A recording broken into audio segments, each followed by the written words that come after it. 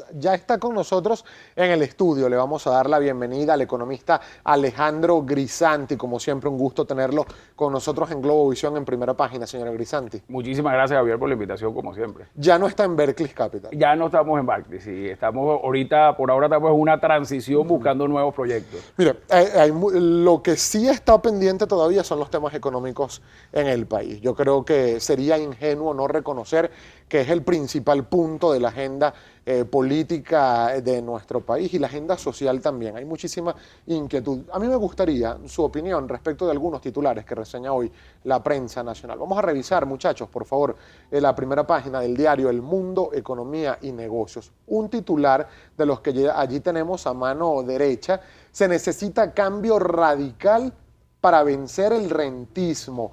Quebrar el modelo económico rentista, propone el novísimo ministro Miguel Pérez Sabat. Entre tanto, el empresario del campo venezolano José Agustín Campos señala que es necesario romper la cultura importadora.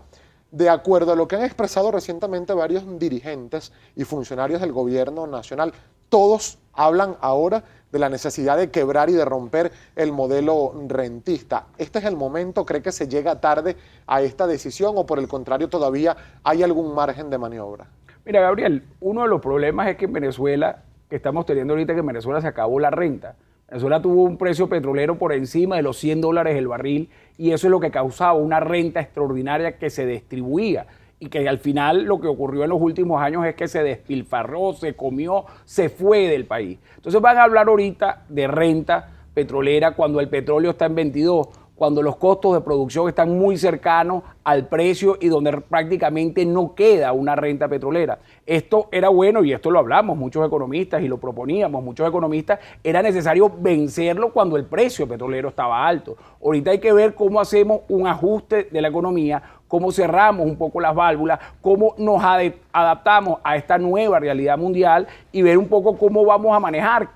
Y aquí una de las cosas importantes que yo creo que está en el debate es si vamos a seguir en el modelo económico que hemos venido teniendo en los últimos 17, 18 años que vamos a tener la oportunidad de profundizar, o si hacemos un cambio radical de ese modelo y realmente ponemos, digamos, las medidas y los ajustes que son necesarios para recuperar la economía. Ahora, fíjese que en este sentido, por ejemplo, se ha dicho que ayer hubo unas declaraciones del ministro Eulogio del Pino, también presidente de Petróleos de Venezuela, que van a tratar de revisar el componente de inversión en la faja petrolífera del Orinoco, sobre todo con las empresas que allí operan en calidad de empresas mixtas con el Estado venezolano, pero también se ha hablado acerca de la posibilidad de que Venezuela incurra en un posible default, que no se puedan atender los compromisos internacionales, y es precisamente saliendo de activos, sobre todo petroleros, como se pueda paliar esta situación. ¿Usted qué análisis hace acerca de esto? Mira, efectivamente lo que estamos encontrando es una fuerte reducción de la renta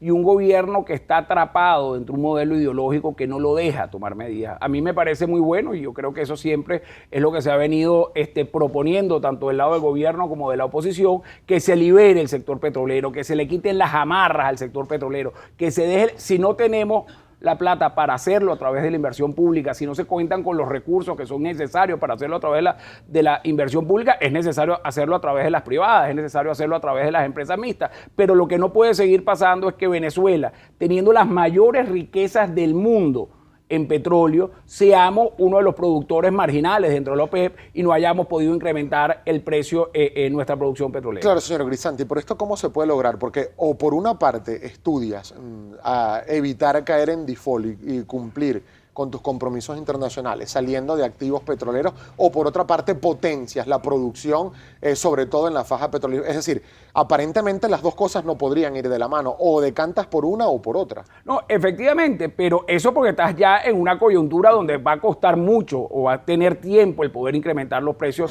la producción petrolera, y eso te lleva a que tengas que cortar de manera mucho más drástica inversiones por no haber tenido una planificación años atrás de lo que tenías y lo que debías hacer. Entonces yo creo que aquí es importante que efectivamente se haga una revisión a profundidad, pero no podemos seguir estudiando. No podemos seguir, es necesario tomar medidas y la economía venezolana y lo que sienten todos los venezolanos que nos están escuchando es una fuerte restricción en el bolsillo, es una fuerte caída del poder adquisitivo y es necesario tomar medidas. Era necesario tomarlas ayer, era necesario tomarlas hace 2 años, es necesario dejar de estudiar, dejar de reunirse y empezar a tomar medidas que son fundamentales y que dependen del presidente de la República.